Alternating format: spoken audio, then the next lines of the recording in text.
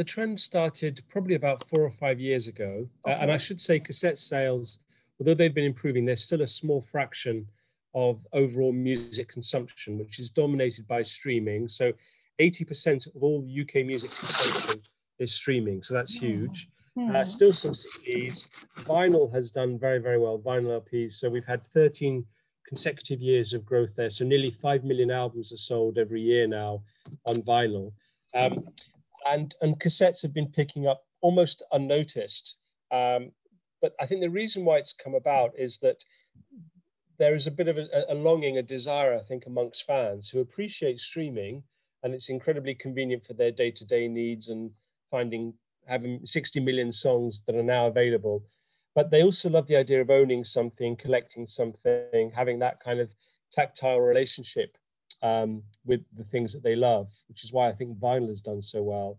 Hmm. And equally with cassette, they just like the idea, if you're a real super fan of a particular artist, of buying everything that's available Hmm.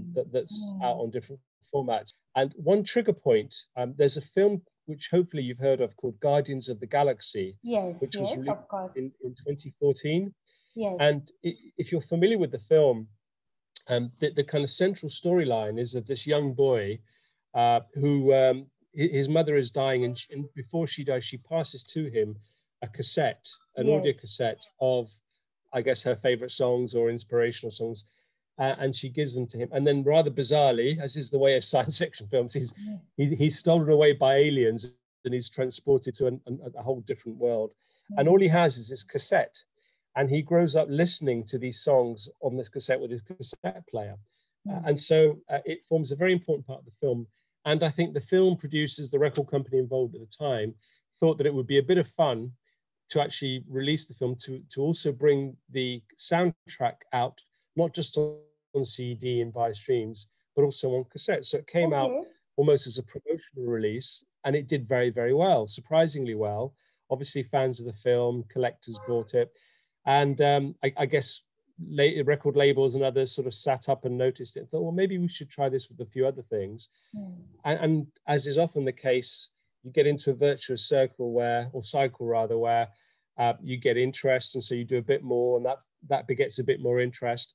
And so then the Hmm. following year there was slightly more cassette sales, and then it grew and grew.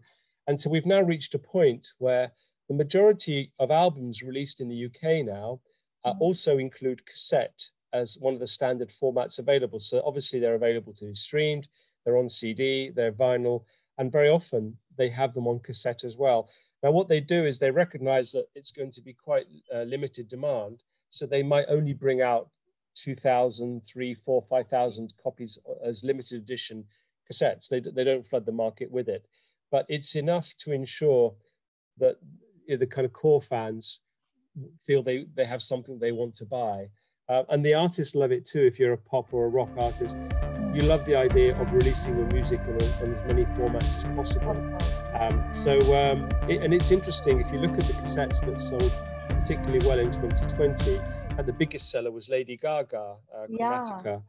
And she has, of course, incredibly loyal, devoted fans. So you can see the connection there. We also had a kind of a sort of a boy group called 5 Seconds of Summer. They did very, very well. The 1975, another sort of group. Kylie Minogue, Dua Lipa. So these are artists that tend to have these kind of fans that just want to enjoy their music on all formats. Some Okay. core older fans, but lots of younger fans Okay. who, as I say, like to define themselves as kind of true fans by buying everything that's available. So whether Ah. it's the album, the book, the T-shirt by those artists, they love the idea of owning that bit of them. And I think because cassettes are collectible, and interestingly, we've seen with vinyl now, ones that came out in the 70s, the 80s, they've actually gone up in value in some cases if they're in good condition, because Hmm. there's a really strong collector's market. So some people are thinking, well, maybe I should buy this and keep it in mint condition, and maybe in Ah. 20, 30 years, it could be worth something. So there's probably not one overall factor. It's just a combination of Of a lot many of small factors. factors Yeah. that